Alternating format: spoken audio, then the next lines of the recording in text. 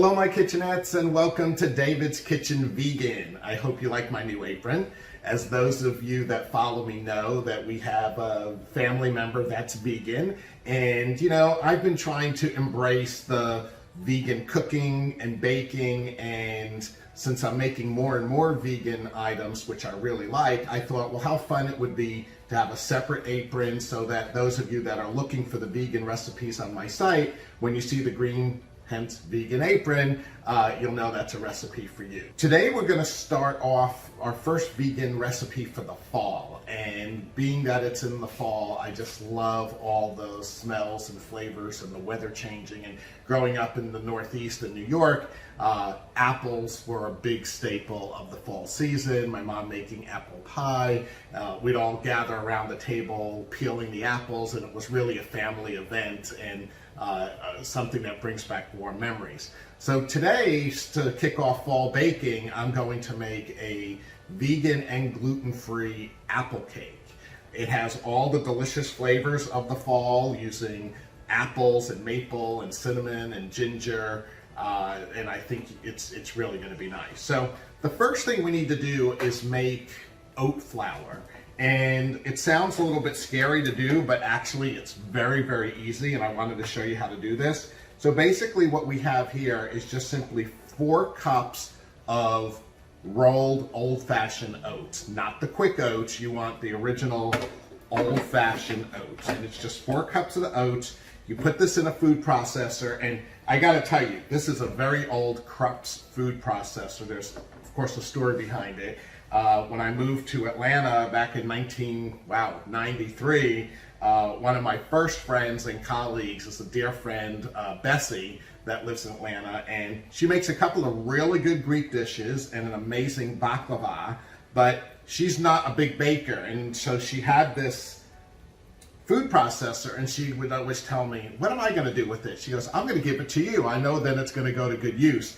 And Bessie, over the years, it certainly has. I mean, I've had this now, oh my God, going on 30 years, and I love it. It's just a very basic food processor, which I totally love, and it's real easy to use. So I'm going to show you how we make oat flour. It's very easy. Once again, throw the oats in here, nothing else. Make sure everything is very dry in the food processor, and just go ahead and turn it on. You can stop and check it. You can use the pulse. I like to use the pulse because it helps push the things down.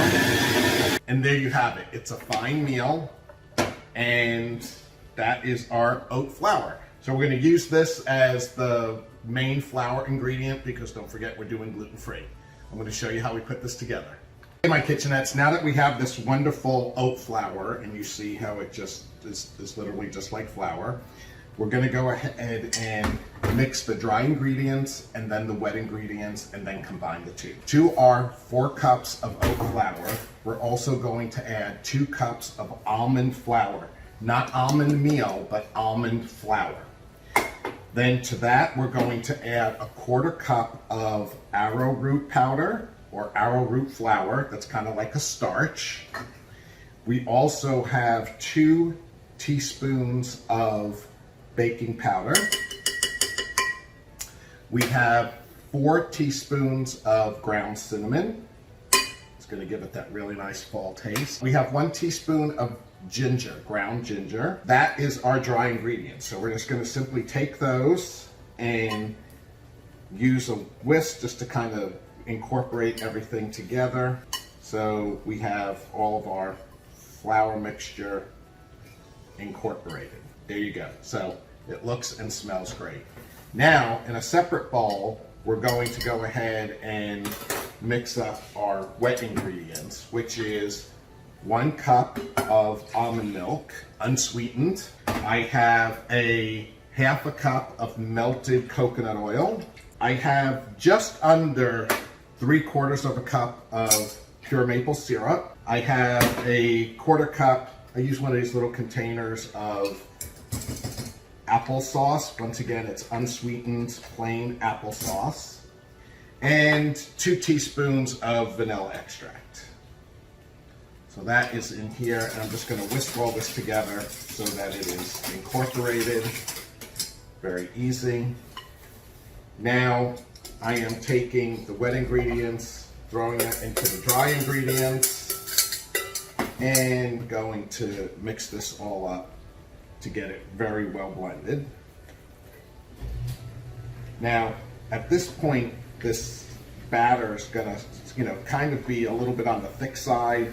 One of the things of the oat flour is that it will absorb a lot of the liquid as it cooks. Just think about how when you make a bowl of oatmeal and you put the oatmeal in a bowl and then you put your boiling water on it or what have you, if you let it sit, all the water gets absorbed into the oatmeal. Well, that's basically what's going to happen to this cake. So right now we have this batter that is somewhat, it's not as thin as a cake batter, but it is a little bit thicker. And what's going to happen is the water, the natural water from the apples, are going to seep into this batter and make it real appley and flavory. So let's get back to our apples. We have 4 large apples, and I cut them up into these small little chunks. They're peeled and cored and then cut up into chunks. There's 4 apples. I'm using 2 Granny Smith, which are the green tart apples, and 2 Honeycrisp apples. Once again, you could use whatever you want. If you have, Macintosh, if you live in the Northeast, that's a fabulous apple that comes out in the fall time. But you can use whatever apples you want. And then I'm also going to add a cup of nuts, chopped nuts, and a cup of raisins.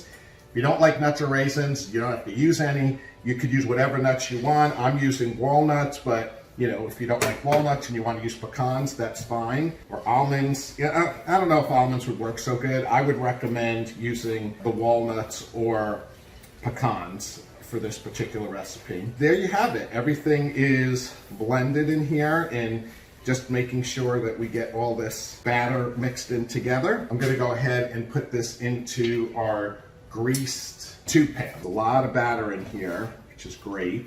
Okay, you can smooth out the batter across your pan a little bit here. I already know, I can smell it already with the cinnamon and everything that's in here. It's gonna smell delicious as it's baking. So here we go. We're gonna go ahead and put it in the oven, 350 degrees for about 50 minutes to an hour. I'm going to use convection. I'm doing 325, and I'll check it in about 40 minutes just to see how it's doing. Hello, my kitchenettes. The kitchen smells amazing with the cinnamon and maple syrup and the apples. Just really smells like a beautiful fall baking session here in the house.